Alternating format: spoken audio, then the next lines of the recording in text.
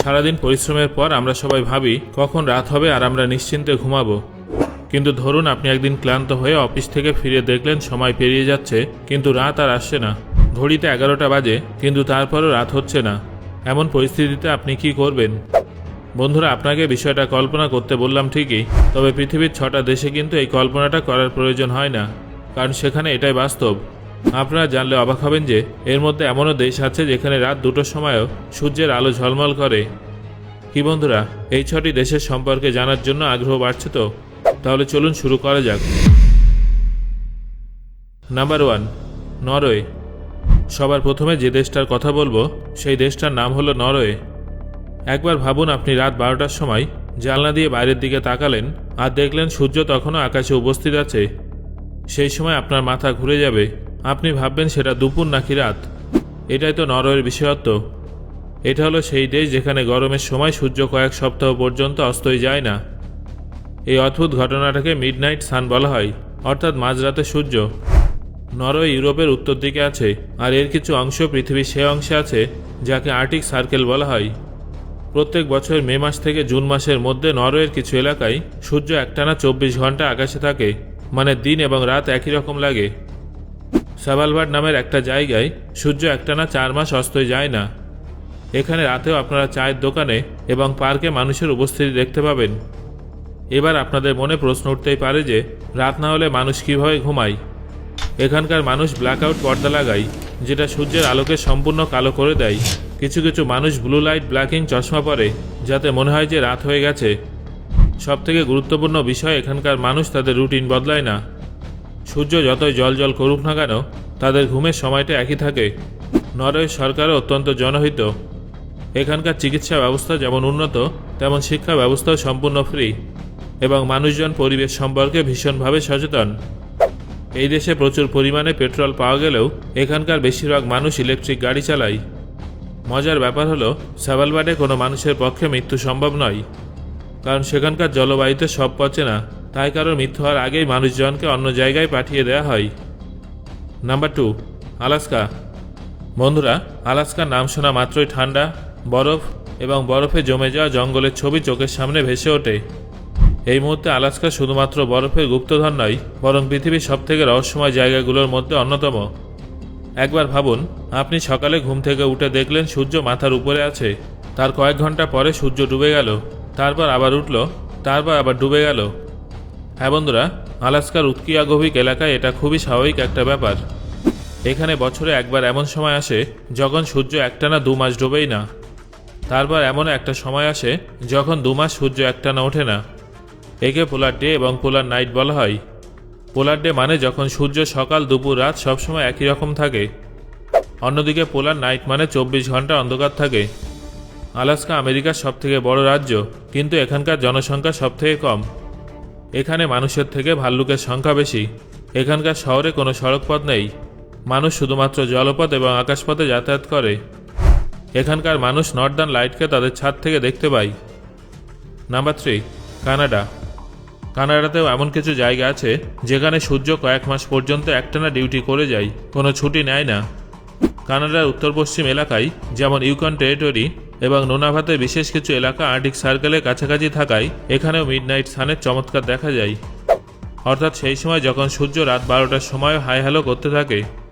ইউকনে June মাসে 24 ঘন্টা সূর্যের আলো দেখা যায়। সেখানকার বাসিন্দারা এই বিষয়টা নিয়ে গর্ববোধ করেন, যদিও তাদেরকে সবথেকে বড় চ্যালেঞ্জ ফেস করতে হয় শীতকালে। যখন শীতকালে সূর্য কয়েক মাস ধরে উদাও থাকে, একবার ভাবুন তো, আপনি সকালে উঠলেন আর দেখলেন বাইরে একদম অন্ধকার, দুপুরে হালকা আলো এবং তারপর পুনরায় অন্ধকার। আপনি কি এই পরিস্থিতিতে নিজেকে মানিয়ে নিতে পারবেন? সিজনাল ডিপ্রেশন এখানে খুব সাধারণ একটা ব্যাপার। তাই এখানকার মানুষজন এর হাত থেকে বাঁচার জন্য light therapy, vitamin D supplement এবং প্রচুর পরিমাণে কফির সাহায্য নেন।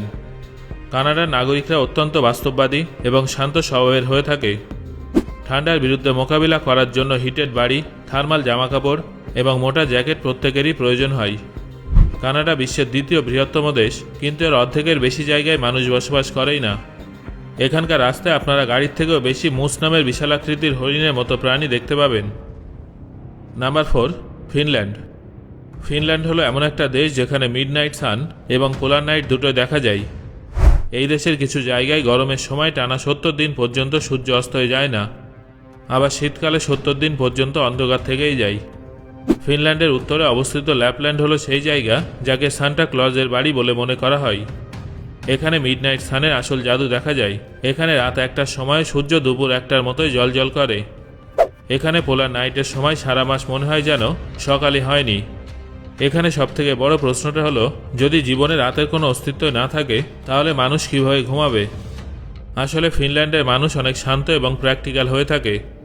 তারা ব্ল্যাকআউট পর্দা, স্লিপ মাস্ক এবং নিজেদের সময় মতো ঘুম পাড়ানোর দারুণ ট্রিক্স ব্যবহার করেন। অনেকে তো হোয়াইট নয়েজ মেশিনও চালিয়ে রাখে যাতে ঘুমের পরিবেশ তৈরি হয়। ফিনল্যান্ডের মানুষ বরফের মাঝে -20 ডিগ্রিতেও কাঠের ঝুপড়িতে গরম ভাপ নেয়, তারপর বরফে ঝাঁপ দেয়, মনে হয় যেন কোনো সিনেমার দৃশ্য চলছে। ফিনল্যান্ডের মানুষ বই পড়তে খুব ভালোবাসে এবং শান্তিপূর্ণভাবে বসবাস করে। পৃথিবীর সবথেকে হাসিখুশি দেশের মধ্যে ফিনল্যান্ড শীর্ষে আছে। এখানে প্রায় 1,40,000 হ্রদ আছে। এখানকার জেলে কয়েদিদের স্মার্টফোন এবং পূর্ণ স্বাধীনতা দেওয়া হয় যাতে তারা পালিয়ে না যায় এবং তাদের মধ্যে ভুল সংশোধন করার মনোভাব তৈরি হয়। Number 5, Iceland. এই তালিকায় পরবর্তী জায়গাটার নাম হলো আইসল্যান্ড। এটা হলো এমন একটা জায়গা যেখানে একদিকে বরফের পুরো স্তর আছে, অন্যদিকে মাটিতে ফাটল ধরছে, গরম জলের ঝর্ণা ফুটছে। আইসল্যান্ডের নাম শুনলেই মনে হয় যেন এই জায়গাটা সম্পূর্ণরূপে বরফে ডুবে আছে, কিন্তু বাস্তবটা তার থেকে অনেকটা আলাদা। এখানে শুধুমাত্র বরফই নয়, আগুন, লাভা, গরম জল এবং সূর্যের খেলাও চলে। বন্ধুরা, এবার মিডনাইট সানের কথা বলবো। এখানেও গরমের সময় কিছু কিছু জায়গায় সূর্য ডোবে না। জুন জুলাই মাসে 20 থেকে 22 ঘন্টা পর্যন্ত আলো থাকে এবং রাত 12টার সময় মানুষ পার্কে বসে বই পড়ে, তাও আবার টর্চের আলো ছাড়াই। আপনারা হয়তো ভাবছেন সেখানে দিন এত বড় হয় যে তারা বোর হয়ে যায়, কিন্তু না, সেখানকার মানুষ এটাকে একটা ফেস্টিভ্যালের মতো উপভোগ করে। মিডনাইট সানের সময় এখানে মিউজিক্যাল ফেস্টিভ্যাল, আউটডোর ক্যাম্পিং, ঘোড়সাওয়ারি এবং রাতে গল্ফ খেলার মতো অ্যাক্টিভিটি হয়ে থাকে। এখানকার বাড়িগুলো ছোট হলেও অত্যন্ত গরম থাকে। Number 6, Sweden. সুইডেনের উত্তর অংশটা বিশেষ করে কিরুনা এবং উপরের আর্কটিক সার্কেল এই লুকোচুরির কেন্দ্রবিন্দু।